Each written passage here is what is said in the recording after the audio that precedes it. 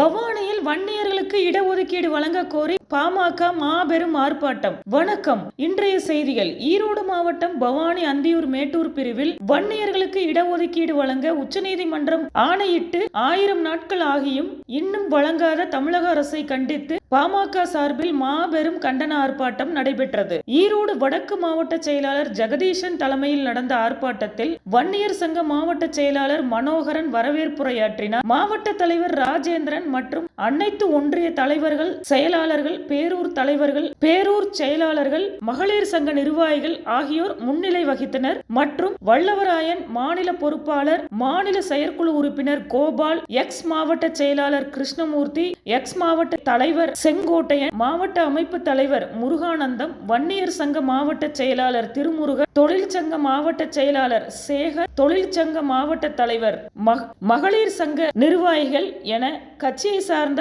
அனைத்து நிர்வாகிகளும் தொண்டர்களும் பெருந்திரளாக கலந்து கொண்டனர். இறுதியாக பவானி நகர செயலாளர் தினேஷ்குமார் நன்றி உரையாற்றினார். ஈரோட்டிலிருந்து ஈரோடு செய்தியாளர் யோகேஸ்வர்.